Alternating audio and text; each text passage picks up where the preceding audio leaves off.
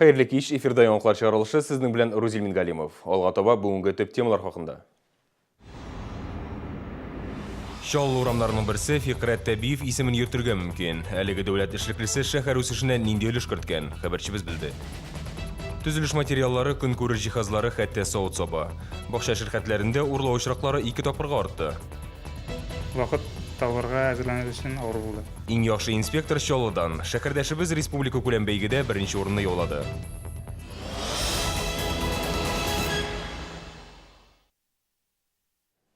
Түзіліш материаллары, күн көріш жихазлары, қорақларыны хәтті соғыт соба азық түлік қызықтыра. Бақша шіркәтлерінде ұрлау ұшырақлары озған елның шушы шыры білен шағыштырғанда 2 тапқырға артқан. Ішкішлер идарәсе хізметкерлері әйтуінше, ярты ел ішінде шундай 6 ұшырақ тіркелген. Әмме бұл рәсми мәліметтер. Күплер ұрлау турында полицияға хабар етмей. Қорақлардан ничек сақланырға? Келесі сюжетте. 2 ел элек Барабинка бақшашылық шirkәтен күрше ауыл қорақлары бекеш басқан. Хәзір қорағылшылар айтуынша барысы да тыныш. Кіргенде шлагбаум қойылған периметр бойлап киртелер, қорақлардан этлерді сақлый. Бақшашылар үзләре де түрлі заманча сақлану шаралары күрә. Хәзір телефон, интернет оша видео күзәту урнаштыралар. Күпләр җәй буй биредә яши. Ондайларга қорақлар кірмейді кірмейінді. Әміне Восход бақшашылық шirkәтендә қорағылшы шлагбаум болуына қарамастан урлау очраклары еш була. Күбрәк күн күрер җиһазлары, суыткычларны, төзелеш материалларын урлыйлар. Хокук сакчылары белдерүенчә, бакчачылык шirkәтләрендә төсле металл урлау белән еш кына бер төркем шөгыльләнә. Шулай ук сукбайлар да бакчаларның еш кунагы. В основном все-таки кража совершается. Хокук бузулар нигездә кеше яшәми торган дачаларда теркәлә. 7 шундый очрак булды. Бомжлар ишекләрне ватып, рәхәтләнеп яшәп ятканнар. Иң күп урлаулар гидростроители бер бакчачылык шirkәтендә теркәлгән. Иң азы Заря шirkәтендә. Онда тәртип артына шәхси сак хезмәте күзәтә. Бөтен мәйдан киртәләп алынган. Шулай да хукук сакчылары бакчада кыйммәтле әйберләрне калдырмаска киңәш итә.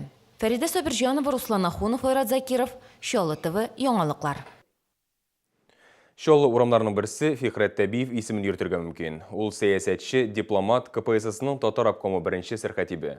Бүгін Хужалы жетекшілерінің дүшәмі кеңешмәсінде аны 1 минут тынлық білән еске алдылар. Фиқрат Табиевны үлкен һәм урта буын вәкилләре ұзын буйлы, мәхәббәт, төз гәүдәле жетекче итеп белә. Ул беренче сәрхәтипләр арасында иң яше була. Шуңа карамастан, барлык чыгышларын да диярлек яттан сөйли торган булган. Фиқрат Табиев республиканың нефть сәнәгате үсешенә зур өлеш кертә. Аның җитәкчелегендә Түбән Кама һәм күп кенә башка зур объектлар төзелә.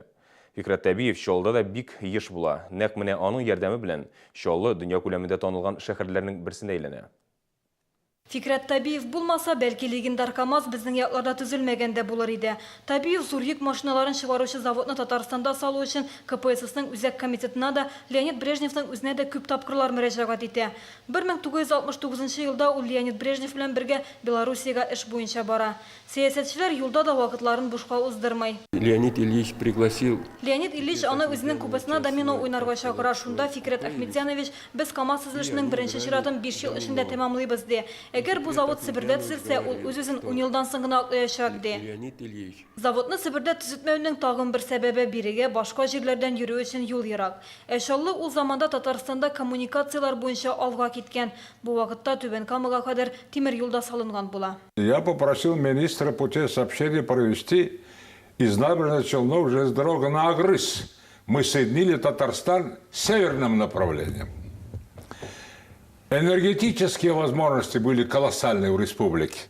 1969 елда хәзерге Рис бөҗрасы юлы янында биредә Кама автомобиль батыры төзеләчәк дип язылган таш фундамент урнаштыралар. Әлеге гыйбарәне Фиқрат Табиев үзе уйлап таба. Төзүчеләр аны буяу белән ташка яза. Ул вакытта әлеге җирләр гигант колхозыныкы була. СССРның барлык төбәкләре дә завод бездә булсын өчен дип көрәшкән вакытта КамАЗның нәкъ менә Чаллыда ачылуы Татарстан өчен зур мәртәбә була. Город Набережные Челны.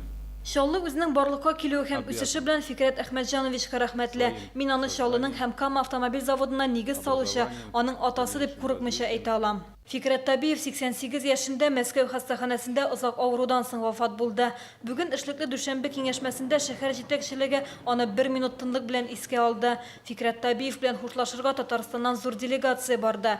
Аны Мәскәүдә Данилов зиратының мөселман өлешенә җирләделәр.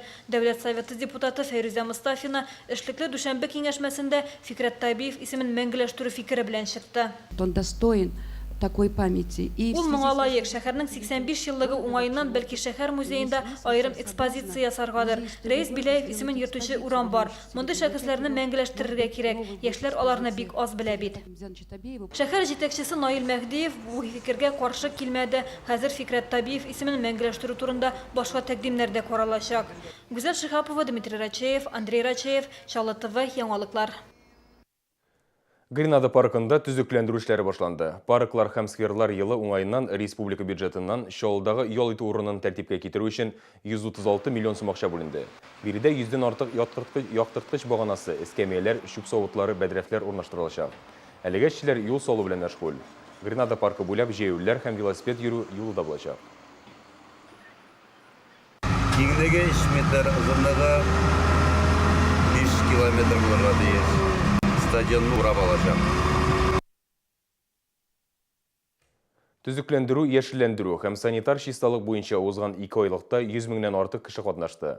5000 гектарга якын шәһәр территориясе чистартылды. Зиратларда, оешмалар янында тәртип урнаштырылды, балалар һәм спорт мәйданчыклары түзүкләндерелде.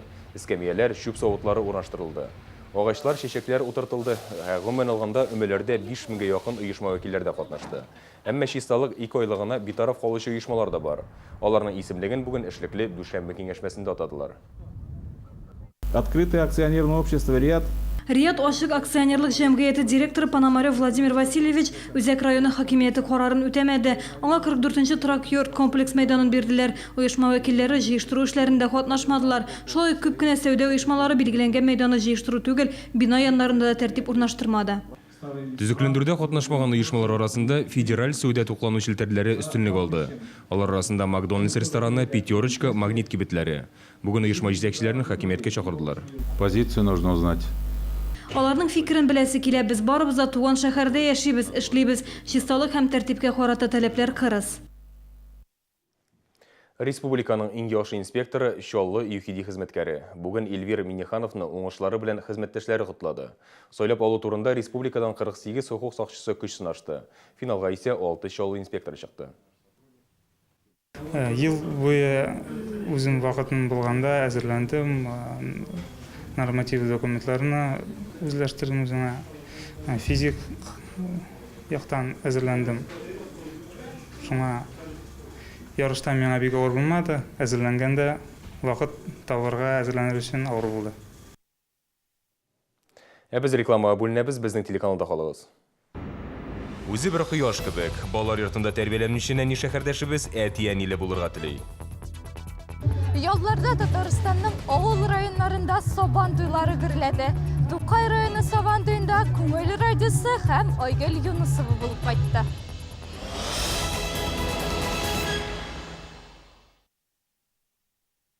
Мясоперерабатывающий комбинат продает оптом и в розницу мясо свинины, колбасы, мясные деликатесы и шашлыки собственного производства в магазинах «Мясной пир» в поселке Нефтебаза и на базе Закамья 510-й павильон. Телефон 20 13 19. Видишь, пока они не разрослись, от них нужно избавиться. Главное вовремя их обнаружить. Своевременная диагностика в большинстве случаев позволяет успешно решить проблемы с онкологией. Оснащение медицинских центров Pet Technology позволит на самых ранних стадиях обнаружить новообразование, чтобы вовремя начать лечение, или поможет вам убедиться в собственном здоровье. Звоните на горячую линию для записи. Узнайте подробности на petnet.ru. Федеральная сеть медицинских центров Pet Technology. Жизненно важно узнать вовремя. Компания «Ихласстрой» осуществляет полный цикл строительства загородного дома из арболита собственного производства. Уникальный стройматериал, обладающий теплом дерева и прочностью бетона, без торговых наценок с сезонными скидками. Компания «Ихласстрой». Звоните 36 63 44. Иваново едет к вам. Выставка продажи ивановского текстиля в Набережных Челнах. Носки 20 рублей, подушка бамбук 350 рублей, постельное белье всего 490 рублей. Цены пополам. ВЦ «Экспокама», Московский проспект, 140Б, с 10 по 14 июня. Администрация Автозаводского района, телекомпания Челны ТВ и радио Кунель приглашают всех жителей и гостей города на Сабантуй. 13 июня на городском ипподроме вас ждут конные скачки, национальные игры, спортивные состязания и незабываемая концертная программа. Ведущие праздника – диджеи радио Кунель. Hürmetli şehirdeşler hem şehrimiz konakları. Sizni 10 iyun 19 saatda Sara Sadıkova isimden konsertlar zalına Saban Tüy Güzeli 2015 belgesi finali korarga şapıramiz. Yarışalı şehrining en güzel kızın soylayacakmiz. Yiligiz, ükinmezsiz.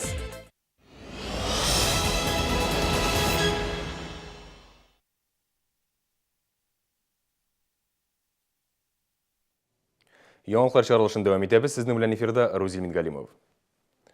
Бүгін түрлі дәрежедегі Олимпиада жеңушілерін құттықтадылар. Россия һәм республика көлемінде уздырылған бәйгелерде барлығы 400-ге якын шоу оқушысы катнашты.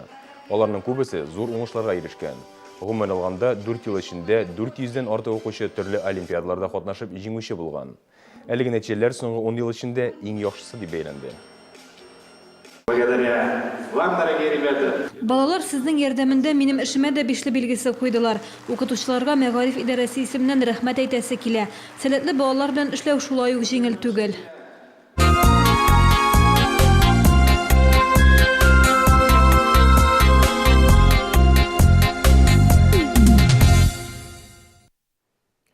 Сөйкімлі, ақыллы, кішілеріні ярата тұрған бола. Илгиз турында тәрбиешілері шулай дей. Біз бүгін әни керек проекті қысыларында балалар йортында тәрбиеленуші бұл нәни шәһәрдәшіміз турында сөйлейшекбіз. 1 июнь халықара балаларны яклау көндә біз махсус проектыбызны башлап җибәрдек. Максатыбыз ятим сабыйларны гаиләле әтиян итү. Колобок, руками бог. Когда мы потрогаем колобка? Вот он наш колобок. Илгиз укытучысы артыннан күнегүләрне шул кадәр зур теләк белән кабатлый. Ул уенчыкларның һәрберсен тотып карарга тырыша. Нәни бармаклары белән аларны сыйпап ала. Илгиз әлеге аяклары белән җиргә басып йөри алмый. Ул коляскага яки махсус креслога утырып шөгыльләнә. Әмма иң мөһиме, сәламәтлегендәге тойпылыш сабыйның тормышка мәхәббәтен киметми. Ильгизу сейчас 3 года и 11 месяцев. Илгизгә хәзер 3 яшьтә 11 ай. Ул бик аралашучан, яхшы күңелле малай. Күнегүләр эшләргә бик ярата.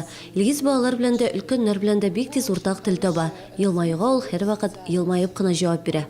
Балалар йорты хезмәткәрләре өчен Илгиз үзе бер кояш кебек. Бала һәркемдә уңай хисләр уята. Ул бик акыллы ди тәрбиячеләр. Тик уй фикерләрен әлегә теле белән генә аңлата алмый. Әйтә алса, ул иң зур теләген җиткерер иде. Балага әни кирәк.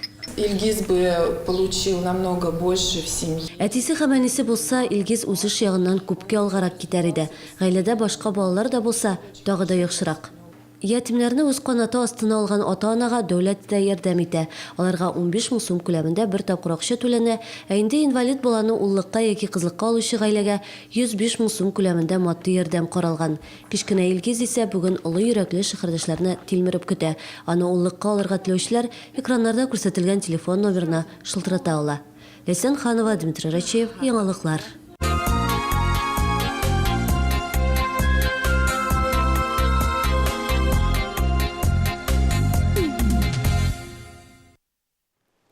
Шолда Сабантуе 13 июньдә оештырылачак. Быел шәһәр Сабантуе исә башка еллардан аерылып тора дип ышандырдылар. Комсомол районы Сабантуе 11 июньдә элеватор тавында узачак. Автозавод районы Сабантуе ипподром мәйданында оештырылачак. Гомумән алганда мәдәни чараларда барлыгы 4000-гә якын кеше катнашачак. Мәйданда иртәнге уннан әкият, авыл дип исемләнгән алачыклар эшләячәкләр. Шунда ук төрле сәнәгать әйберләре ясау буенча мастер-класслар да узачак. Милли уеннар һәм спорт ярышлары беренче яртыда башлана. Кичке 10-да салют. Бәйрәмне оештыручылар барлык шәһәрдәшләрне дә Сабантуена чакыра. Ярак яшәүчеләргә борчылырга урын юк диялар. Пассажир транспорты төнгә кадәр йөриячәк. 13 июньдә трамвайларның да эш көне узайтыла. Перевозка жителей в день Сабантуй будет. Пассажир транспорты төнгә 1-гә кадәр йөриячәк. Шулман проспекты буйлап йөрүче транспорт санын арттырабыз. Сабантуй көне 400 автобуста маршрутка чыгачак. Халык ялда итте, аралашты да күңел ачып җәйге эш сезонына көчтә туплады. Узган елларда авыл һәм районнарда Сабантуйлары гөрләп узды. Борынгыдан килгән гадәт буенча ул язгы кыр эшләре тәмамланганнан соң оештырыла. Быел бәйрәмдә милли уеннарда гына катнашып калмыйча, ГТО нормаларын биреп, үзеңнең физик әзерлегенне тикшереп карарга да мөмкин иде. Президент белән бергә республика күләм хәрәкәте бу уңайдан махсус мәйданчык оештырды. Барысы белән тулырак Кызыл Байрак авылыннан хәбәрчебез репортажы.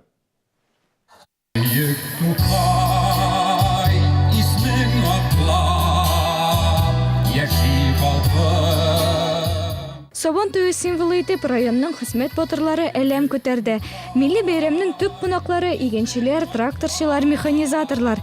Тукайлылар барлык 23 авыл җирлегендә дә язгы кыр эшләрен уңышлы тәмамлап, ял көнендә Сабан туена җыелды. Бик матур гына итеп язгы кыр эшләрен тәмамлап, менә үзебезнең Сабан туена җыелдык. Бүгенге көндә районыбыз кырларында булган игеннәр шулкадәр сөендерә. Худайдан инде ярдәм сорап, Алла бирсә, дип әйтәбез хәзер. Көзгә кадәр шушы уңышларны илтеп җиткереп җыеп алсак, бүген кырларыбызда мул уңыш үсеп килә. Туганнар, дуслар белән килдем. Ел саен киләбез бик күңелле. Сабан туй ярысын бик көтеп алам. Күпчелек капчык сугышында катнашам. Ел саен киләбез инде, татарларның гырыф гадәте. Бәләкәй чакта катнашайк, һәр инде яшь барган саен катнашырга бик вакыт та җитешеп тормый. Берәүләр үз көчләрен кызыклы уеннарда сынаса, икенчеләр ГТО нормаларын тапшырды. Президент белән бергә хәрәкәт активистлары халык арасында сәламәт яшәеш һәм спорт пропагандасын алып бара. Алар биредә спортлы Татарстан мәйданчыгын оештырды. Сабан туйы мөбарәк, күңелләр түгәрәк булсын, йөрәкләрдә шатлык ташып торсын. Тукайлыларның күңел радиосы оештырган мәйданчык аеруча җәлеп итте. Алып баручылар Райнар Вахитов һәм Гөлия Хайдарова халыкның күңелен ачты, мавыктыргыч бәйгеләр оештырды. Күңел радиосы гадәттәгечә бәйрәмгә үзенең дусларын, танылган җырчыларны алып килде.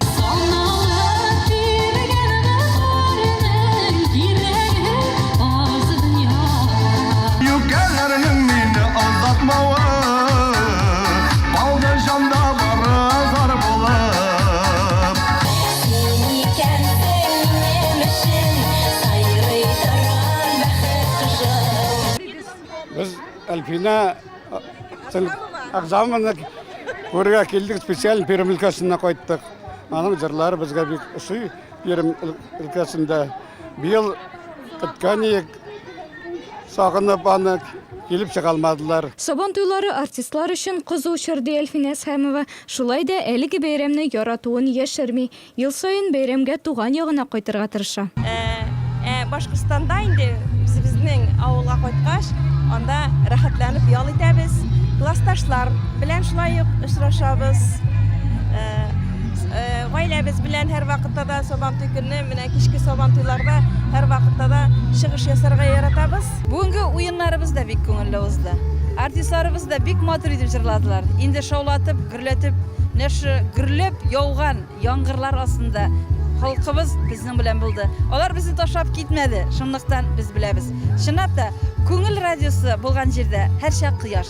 Күңел радиосы белән бергә, һәр вакыт бергә күңелле яшик.